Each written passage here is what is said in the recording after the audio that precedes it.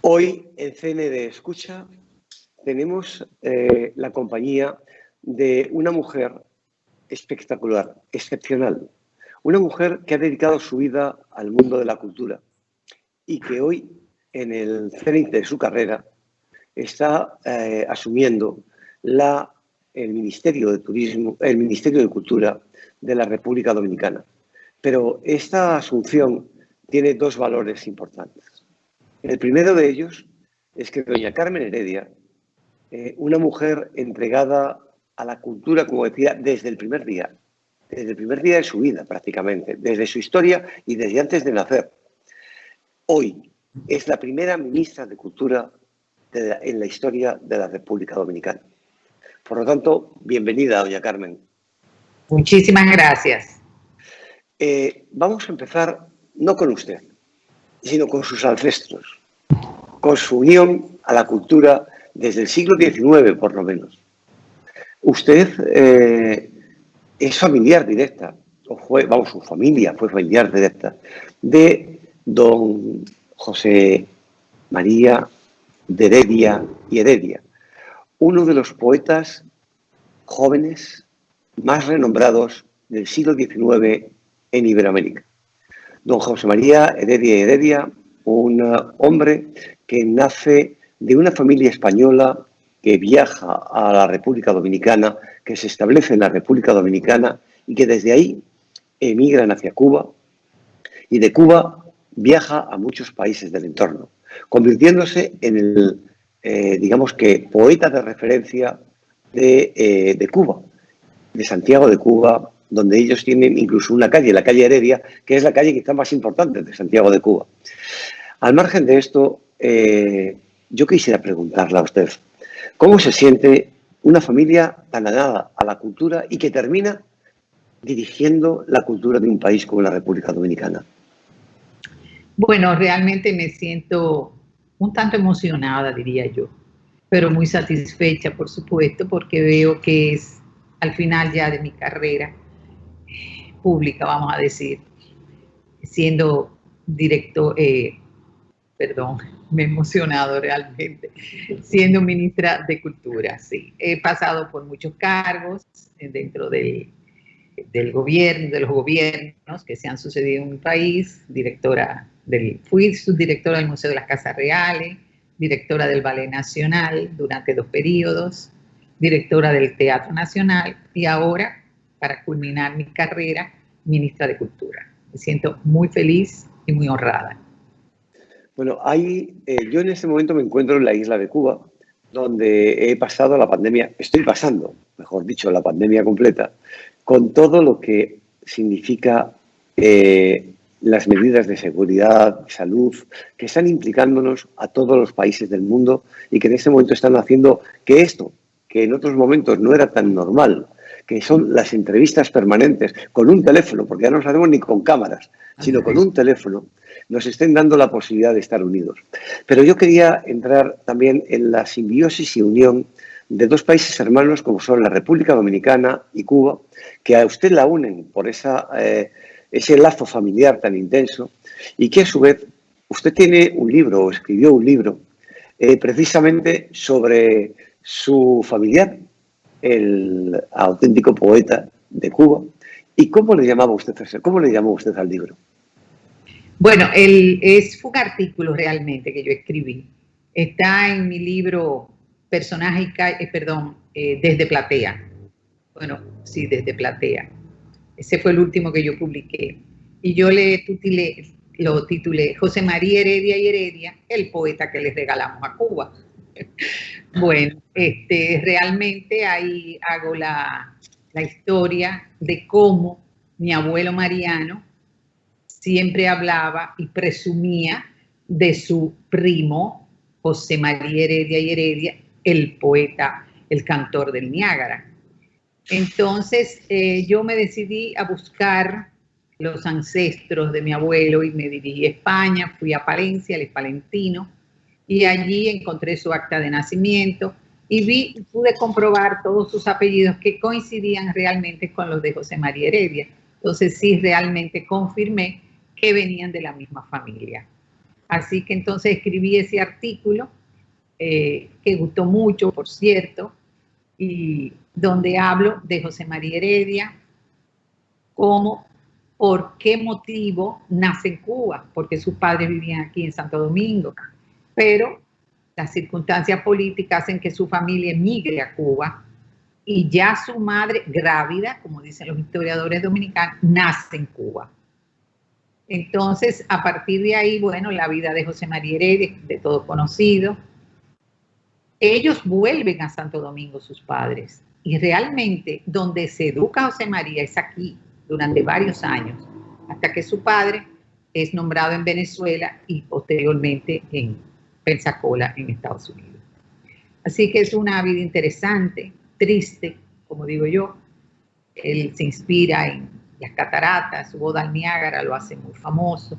En fin, es un personaje entrañable, verdaderamente, para mí y para todo lo que es la poesía, lo que es la cultura de estos dos países que siempre han estado tan unidos, Cuba y República Dominicana. Bueno, parece que estamos haciendo una entrevista pero en diferente. lo cual me llega muy cerca. Parece que estamos hablando de algo que es historia, pero creo que la historia nos hace a todos y es la que es la base y los cimientos de lo que somos, ¿verdad? Hay otro concepto importante en su familia. Su familia ha sido una familia revolucionaria desde el primer día, porque su padre fue un marcado antitrujillista. Sí. Usted estudió en Estados Unidos por eso. Su primo fue un marcado antiespañolista en Cuba y por eso tuvo que emigrar también a México y a Estados Unidos, que también emigraron. Entonces, esto les une y esto nos une también a su historia. Usted estudia y comienza su vida artística quizá desde el punto de vista de la danza. Cuando va a Estados Unidos y comienza en la escuela de danza, ¿por qué elige usted la danza? No, yo la danza la inicio en Santo Domingo, a la edad de 8 años, en la academia, la única que existía en el país en ese momento, que era la academia de Magda Corbett. Magda Corbett era una húngara casada con un inglés que emigraron a Santo Domingo a principios de la década de los 40. Y ya yo a la edad de 7 u 8 años inicio mis estudios de danza. Hasta que me voy en 1960 a Estados Unidos, allá también estudié durante 2 años, hasta que regreso a mi país. Y ya ahí termina mi carrera de danza, porque yo aquí, cuando regreso, me caso. Y bueno, vinieron toda esa época terrible aquí en Santo Domingo, la Guerra de Abril y todo eso. Y de alguna manera todo quedó suspendido por un tiempo. Pero por supuesto yo también había estudiado aquí en Santo Domingo teatro y mi hermano Mario Heredia fue uno de los actores más reconocidos aquí en Santo Domingo y yo me involucré mucho en el teatro a través de la escuela donde estudié, el Instituto de Señoritas Salomé Ureña, donde había un grupo de teatro donde representábamos todos los fines de año alguna obra. También participaba en las zarzuelas que se representaron en esa época. En fin, fue una vida siempre muy ligada al arte, porque realmente a mí me gustan todo el arte en general. Me gusta la danza, me gusta el teatro, me gusta la música. Yo estudié durante 5 años violín. Y esa ha sido mi vida. He amado el arte, he amado la cultura. Hay una parte de la cultura que a mi persona y a la República Dominicana, en este caso dentro del conjunto caribeño, nos unen. O sea, yo amo la República Dominicana desde el año 83, estoy viajando a la República Dominicana y desde hace ya más de 11 años estuvimos luchando porque la cultura gastronómica dominicana tuviese una posición importante en el país para la recuperación de las tradiciones de esa cultura muchas veces que se mantiene en las casas, pero no se presume de ella en el exterior. Algo que es tan importante como son nuestras actividades ancestrales. En la alimentación, que era la base, como decíamos anteriormente, de la cultura. Creamos la Academia de Gastronomía de la República Dominicana con 2 antecesores de usted, que fue don José Antonio Rodríguez, anterior ministro, Selman fue el anterior fue José Antonio, que estuvo dedicado y destinado en la UNESCO durante estos últimos años. Y yo creo que desde el 16 o desde el 17 más o menos, ¿no? Sí, 16, 20. Exactamente. Entonces, creo que hay un momento importante de coyuntura entre la cultura gastronómica, la cultura del arte en general, o de las artes, como se entendía, y José Antonio también, que José Antonio a su vez ha sido un integracionista, porque ha luchado por la integración de la cultura en todos los pueblos de Iberoamérica y el Caribe. Es más, se retiraba antes de ayer de la UNESCO y ayer yo creo que le entregaban, o fue entregado precisamente, hablando de la Hermandad de los Pueblos, por la embajadora de Cuba en la UNESCO. Le entrega la Orden Simón Bolívar por su trabajo precisamente durante este tiempo en la integración de Iberoamérica. Si esto lo unimos, ¿qué es la gastronomía para usted, señora ministra? Bueno, déjame decirte que la gastronomía es algo esencial. Bueno, porque cuando tú naces, los primeros platos que tú comes, que te dan tus padres, es algo nuestro. Ningún niño en República Dominicana puede decir que no se ha desayunado con un mangú con aguacate. Entonces yo creo que eso es parte nuestro. La gastronomía nos identifica como pueblo, como a todos. Entonces tenemos una serie de platos que usted tiene que haberlos probado, que de alguna manera pues son parte de uno. ¿Quién no ha comido una tortita de casabe? Pero eso viene de nuestros ancestros indígenas. En fin, la gastronomía es algo muy importante y es una marca de identidad de cada país. Pues yo de esto le comento. Nosotros utilizamos en el Grupo Excelencias, al que pertenece Caribbean News, el periódico para el que estamos haciendo la entrevista, organizamos una serie de seminarios gastronómicos. Casualmente, hace 2 años, aquí en Cuba, en la ciudad de Trinidad, estábamos organizando uno de estos seminarios con la participación de la embajadora de la UNESCO para la región. Y surgió el tema del casabe, que la directora de Patrimonio, Gladys Collazo, de Cuba, estaba proponiendo como patrimonio inmaterial de la humanidad y patrimonio inmaterial de Cuba en aquel momento. Así que con esa misma información me trasladé inmediatamente a la República Dominicana para transmitirles a ustedes que tienen tanto casabe, ¿por qué no participan en este proyecto?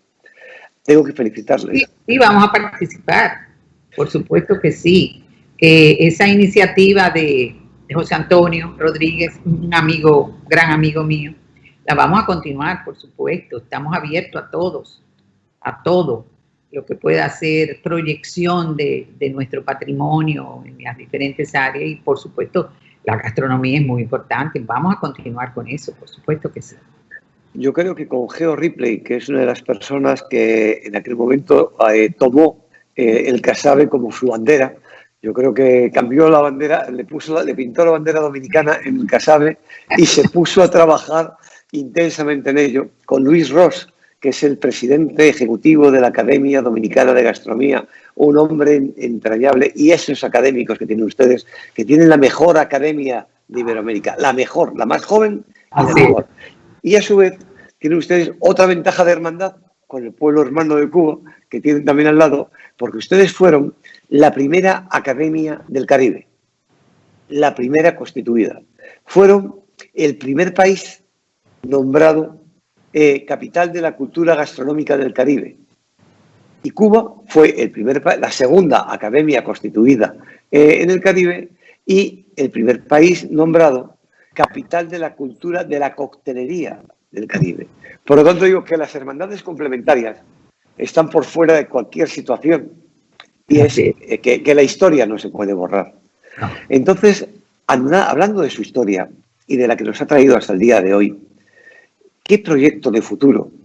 ¿Cómo piensa usted que la República Dominicana debe poner en valor no solamente el sol y la playa, sino ni el merengue, ni la bachata, ni siquiera a Juan Luis Guerra, ¿Cuál era? sino, que son símbolos nacionales.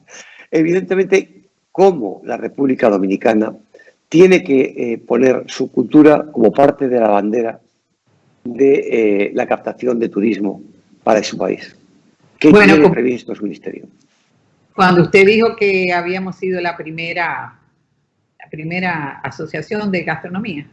Sí, la primera academia de gastronomía. Academia, ok. Pues fíjese que Santo Domingo es un país de las primacías. Usted lo conoce bien, porque nuestra ciudad colonial, primada de América, donde tenemos la primera catedral, esta es una ciudad de las primacías. Entonces, aparte de eso, de lo que podemos ofrecer como patrimonio cultural, también tenemos muchísimas otras cosas.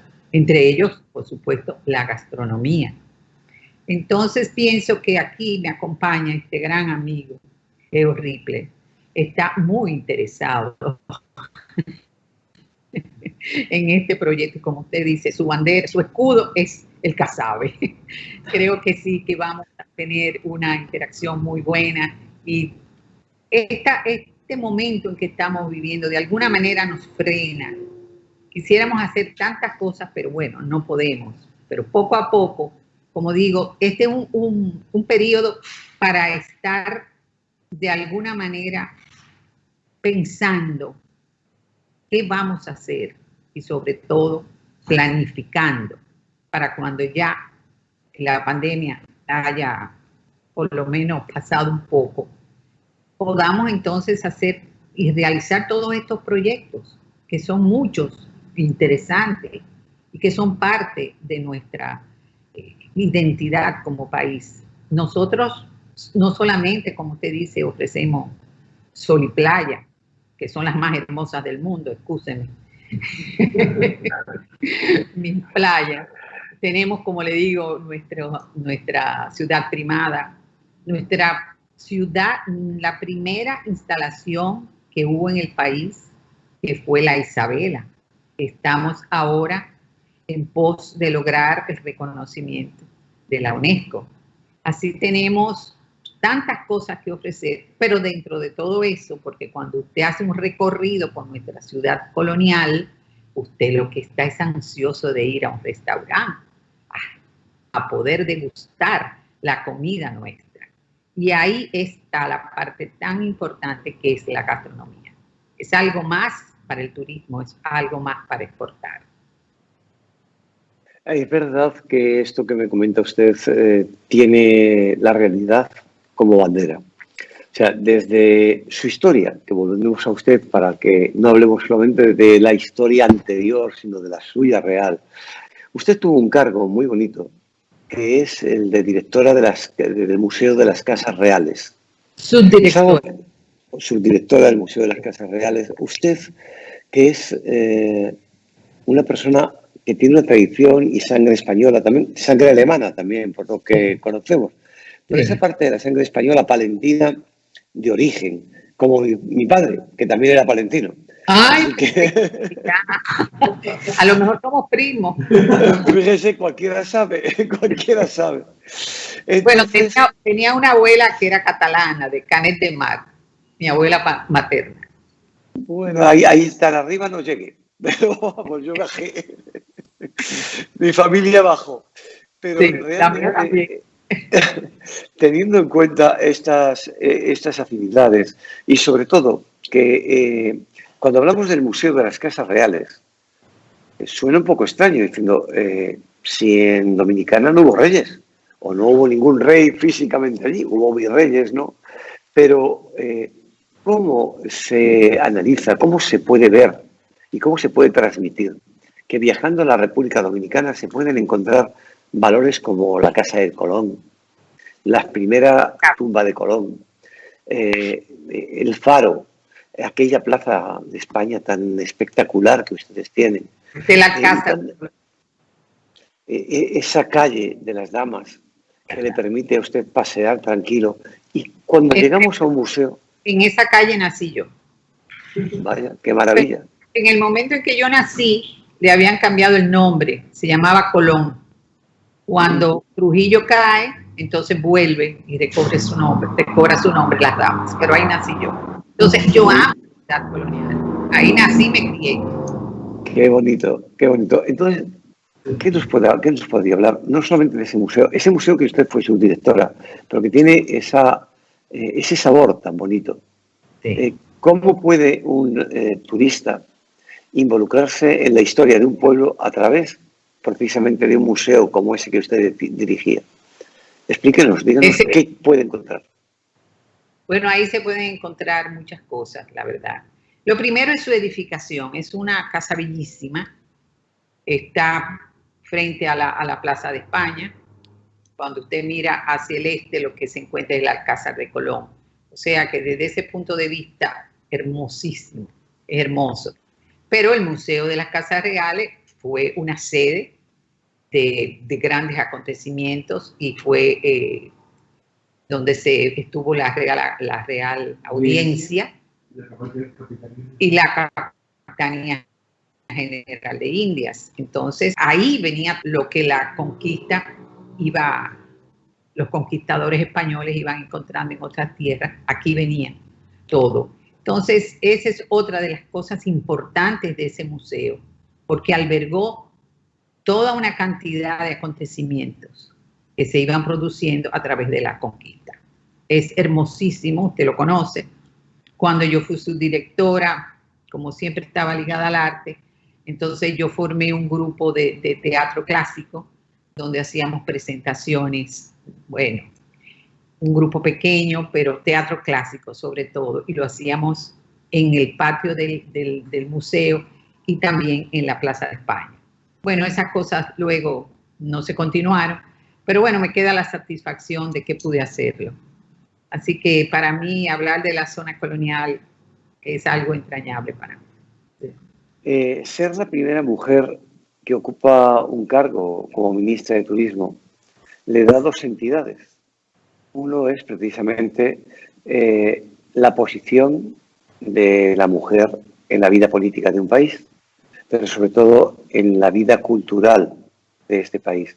¿Tiene alguna estrategia trazada para la promoción y el apoyo a las mujeres artistas en la República Dominicana? Por supuesto que sí.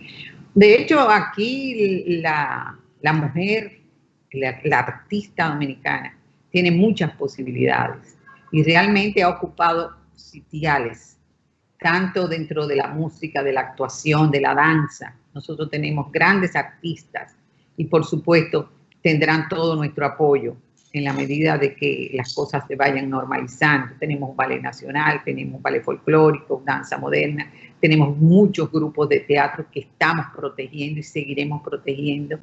En fin, es darlo todo por la cultura. Ese es nuestro deseo, poder ayudar, poder desarrollar todos los proyectos que tantos jóvenes capacitados tienen en mente y tienen mucho talento, porque aquí en Dominicana hay mucho talento, en todas las áreas. Tenemos una cantidad de artesanos maravillosos. Ahí tenemos a Trinidad, que es uno de los más escultores emblemáticos, donde su escultura hasta en Egipto se ha presentado y están. O sea que la cultura es tan amplia y nosotros de eso se trata, de poder ayudar a que todas esas manifestaciones, de que todos esos proyectos que tienen tantos jóvenes dominicanos se vean hechos realidad. De eso se trata, de impulsar la cultura en todas sus manifestaciones, porque cultura es todo. También tenemos muchos grupos que son, como le llaman, urbanos, en fin, todo eso es parte de nuestra cultura. Cultura es todo. Entonces, ¿qué es lo que nos proponemos? Bueno, si es un artesano que pueda acceder a una mejor formación, los grupos urbanos también, darles posibilidades a entrar a escuelas de música, en fin, mejorarlo todo, pero darle siempre ese apoyo. Y en mí, en la medida de lo posible, lo tendrá. Volviendo a usted no solamente es una persona que ha amado el arte, sino que ha estudiado la gestión empresarial del arte, porque usted es también licenciada en la Escuela de Gestión y Desarrollo de Proyectos Artísticos, ¿no? Del espectáculo en general. Eso le da a usted otra connotación empresarial, no solamente lúdica. Sí. Esperamos que esa connotación la pueda aprovechar usted también en ese ministerio, dándole esa parte de rentabilidad que se le va a buscar. ¿Algún proyecto concreto del que usted nos pudiese hablar? Uno concreto, uno solamente. En su proyección, si puede incluir a la mujer, sería mejor todavía. Por supuesto. Es que no tengo un solo proyecto, es que es un proyecto amplio, es todo un arco. Y por supuesto, como siempre digo, la mujer tendrá una participación muy importante, pero el proyecto es general. No te puedo hablar de un proyecto único. Tenemos proyectos en danza, tenemos proyectos en música, tenemos una orquesta sinfónica maravillosa que está dirigida por un gran músico dominicano, José Antonio Molina. Queremos que esa sinfónica de alguna manera pueda proyectarse en el exterior. Los grupos de teatro, la gastronomía, por supuesto. Es tan amplio todo lo que es cultura, que yo no te puedo decir de un plan específico. El plan es uno, pero es amplio. Tiene muchas aristas. Después de... Eso es que estamos. Por supuesto, tenemos el problema de que estamos ahora, como dicen, de manos atadas con el problema de la pandemia, porque ni siquiera los artistas, los del teatro se pueden presentar. Poco a poco pienso que se irán abriendo los teatros. De hecho, nosotros estamos programando para el día 12 de octubre el primer espectáculo ya del Ministerio de Cultura en el Teatro Nacional, donde vamos a presentar esa gran pianista dominicana, esa gran violinista dominicana, Aisha Shaed, reconocida internacionalmente. Vamos a presentar las 4 estaciones de Vivaldi con una orquesta de cámara y con un aforo de unos 100 o 200 personas en el público, cuando el aforo del teatro es de 1500, o sea que... Pero esa es una forma de dar apertura, de ir dando apertura poco a poco, manteniendo todo vigor. Regresando a la gastronomía y al día 12 de octubre, como usted decía, el día del descubrimiento de América, ese día de la hispanidad o del encuentro de los pueblos, de las razas, como cada uno de los países lo quiera llamar, ese momento histórico, la Academia Iberoamericana de Gastronomía, que preside don Rafael Ansón Olliart y que tengo el placer de ser vicepresidente ejecutivo de ella, nos plantea una opción que la República Dominicana ha vuelto a ser maestra de ceremonias e iniciadora de ella, que es crear la primera cena virtual, ya que en este momento no podemos hacer otra cosa, de todas las academias y los países de Iberoamérica, que se hará y en el que la Academia Dominicana de Gastronomía ha creado su primer plato presentado por doña Ligou, que es un emblema dentro del país. Así que ya saben ustedes que la felicito porque eso también entra dentro de sus funciones, claro, y sí, que la Academia haya hecho eso es un honor y un orgullo para todos los académicos de toda Iberoamérica. Así que esa es la parte más bonita. Y por último, y para terminar esta entrevista, díganos usted, expónganos por favor, cómo piensa usted interrelacionar la República Dominicana a través del Ministerio de Cultura como un ministerio que la política le queda más alejada, que lo que tiene es la fusión entre los seres humanos.